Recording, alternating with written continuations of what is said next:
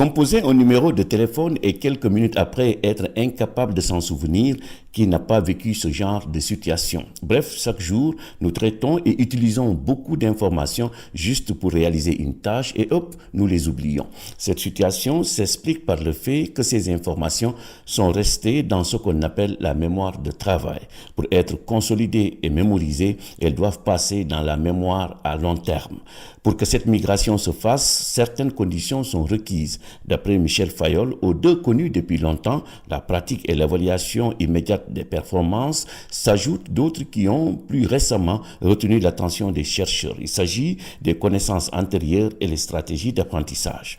La pratique répétée d'une activité ou la fréquentation systématique d'un ensemble de connaissances améliore la performance. La vitesse augmente, les erreurs diminuent, l'attention mobilisée baisse, explique l'auteur, qui ajoute que cela s'avère même chez ceux qui disposent déjà d'un haut niveau de performance. Contrairement à ce que l'intuition pourrait laisser penser, c'est la pratique régulière et prolongée qui permet aux individus de devenir d'excellents enseignants, journalistes ou médecins, explique Michel Fayol. Dit autrement, l'exercice d'une fonction est la condition de son développement. Toutefois, certains chercheurs préviennent que les situations de travail pourraient aussi engendrer plusieurs maux: la sclérose, l'obsolescence, l'inhibition ou la dégradation du répertoire de compétences du praticien si celui-ci ne s'inscrit pas dans une remise en cause permanente de ses pratiques professionnelles.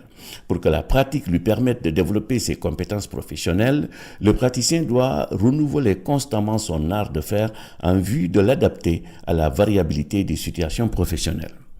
L'évaluation externe et immédiate de la performance par quelqu'un de compétent jouerait également un rôle non négligeable dans le stockage et la mémorisation des contenus d'apprentissage. Prenons cet exemple donné par Michel Fayol, le cas des apprenants, notamment lorsqu'ils débutent. L'auteur renseigne qu'ils ne connaissent ni le contenu à acquérir, ni les procédures à mobiliser, ni la manière de les mettre en œuvre. Autrement dit, ils ne sont pas en mesure d'évaluer par eux-mêmes la pertinence et l'exactitude de ce qu'ils apprennent.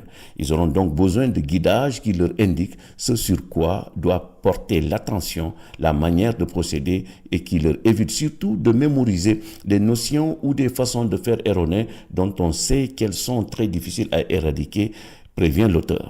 Quant aux connaissances antérieures, plusieurs chercheurs s'accordent pour dire qu'elles conditionnent fortement l'apprentissage de données nouvelles, favorisent leur intégration à celles qui sont déjà établies et facilitent la mobilisation de savoir et de savoir-faire au point que l'intégration peut sembler mécanique. Une revue de littérature permet aussi de conclure que pour apprendre de nouveaux savoirs, plusieurs stratégies sont possibles: la répétition mentale, la catégorisation et l'élaboration.